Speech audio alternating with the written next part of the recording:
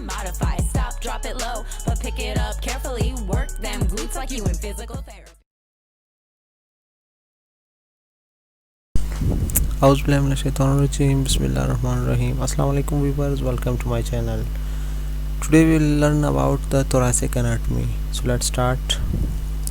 Thora, Greek word which means a breastplate, and the thoracic region is the region between the neck and the abdomen, which is flattened from the front and back, but round at the sides.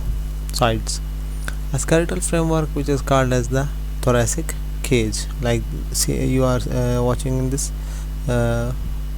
picture.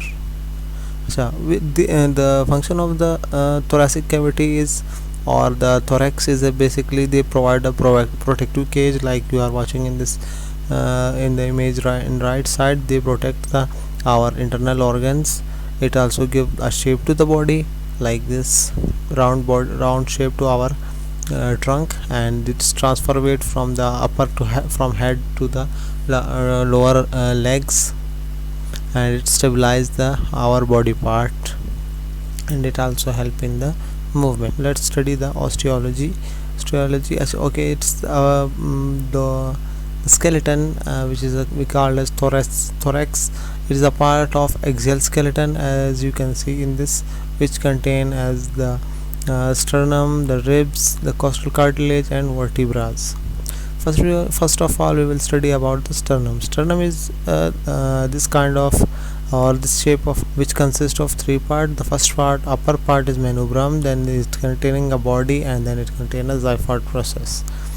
So the first we will study about the manubrium. So manubrium is this kind of a bone, okay, which is the upper part of the sternum.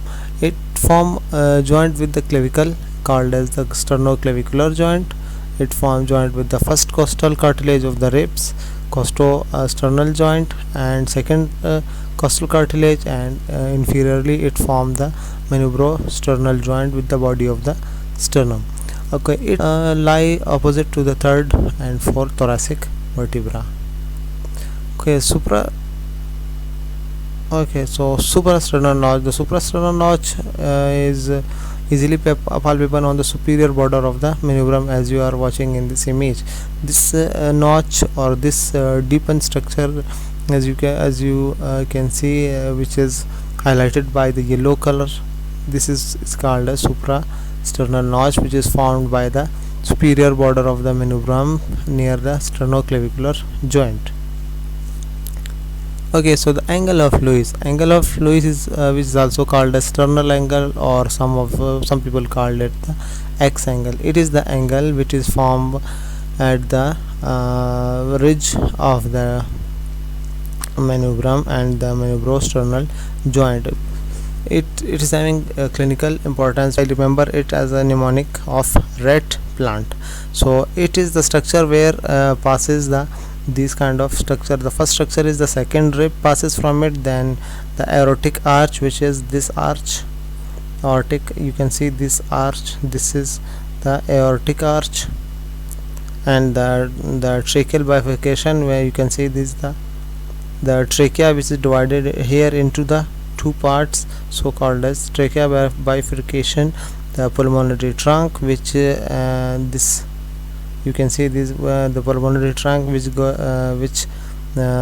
is going towards the lungs and to carry the oxygenated blood.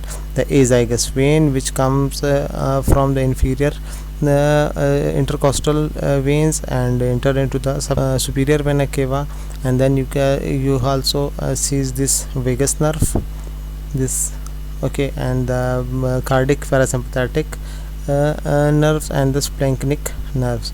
Okay, sometime the Horsens, which we call as Horsens, is the cause due to, because the vagus nerve it come here and descend and ascend up again from changing its path here to upward.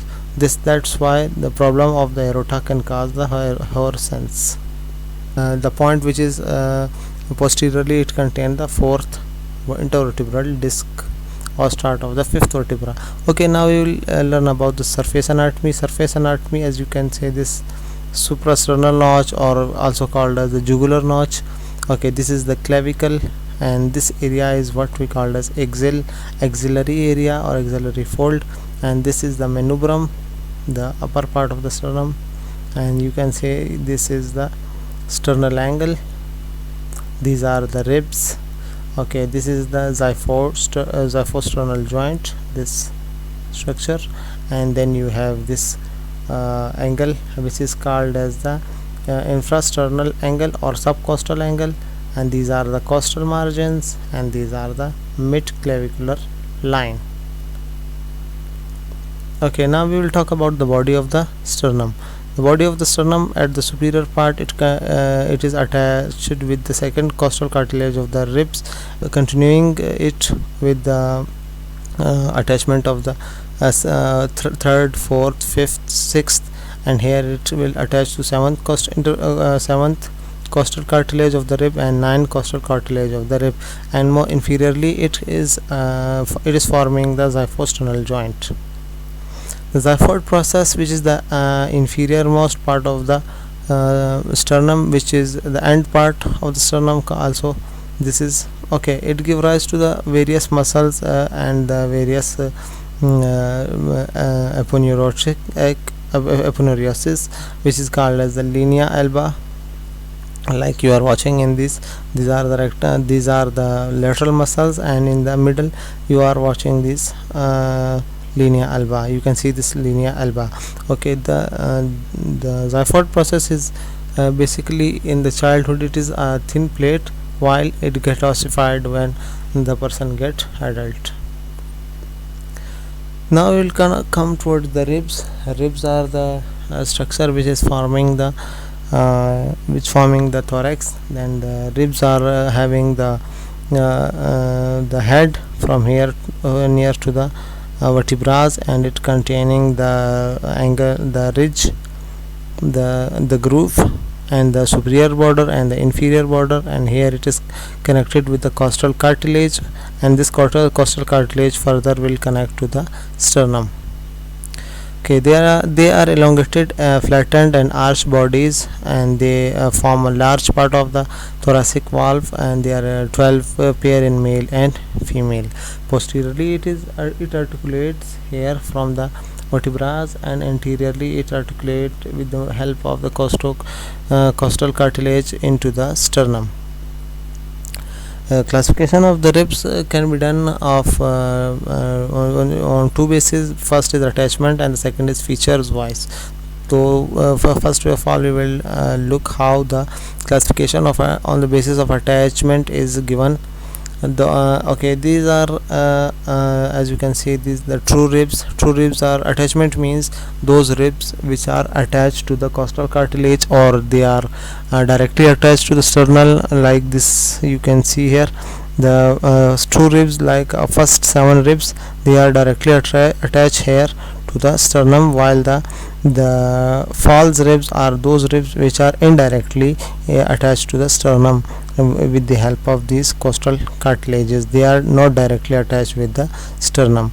Okay, then we are having the floating ribs. Floating ribs are those ribs which are even do not attach to the sternum, neither the costal cartilage. Okay, the second classification of the thoracic cage or ribs are on the feature basis. On the feature of these bases, those ribs which are having the typical head, neck, articular surfaces part or angle costal grooves, so they are called as the typical ribs.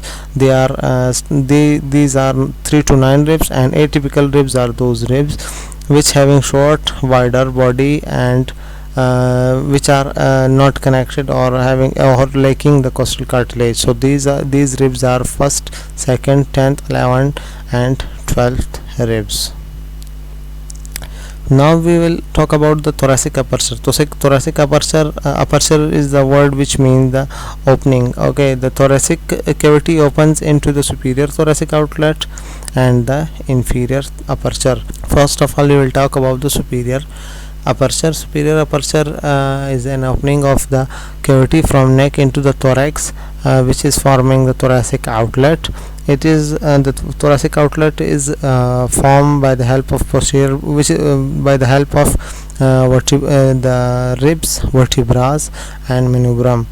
The posterior boundary of the thoracic first vertebra and medial edge of the first rib and their costal cartilage and superior margin of the manubrium form the thoracic outlet, which is this kind of a structure you can see here. This okay, this structure passes the subclavian artery, the subclavian vein, the C5, C8 and T1 brachial plexus of nerves.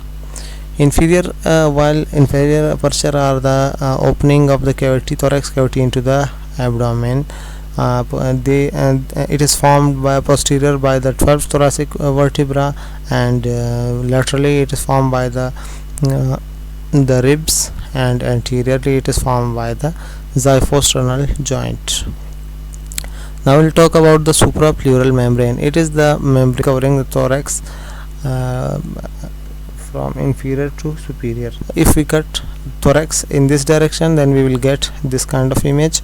As you can see, the green line which is starting for the first strip and inserting on the C7 is actually the suprapleural membrane, which is a tent like structure and found on the both side of the both sides. Its main function is to resist the change in the intrathoracic pressure occurring during the respiratory movement. Okay, then endothoracic fascia. Basically, the endothoracic fascia is a thin layer of loose areolar tissue which cover the internal side of the thoracic wall but superior to the parietal pleura. It is basically the pleural membrane is the extension of the endothoracic fascia.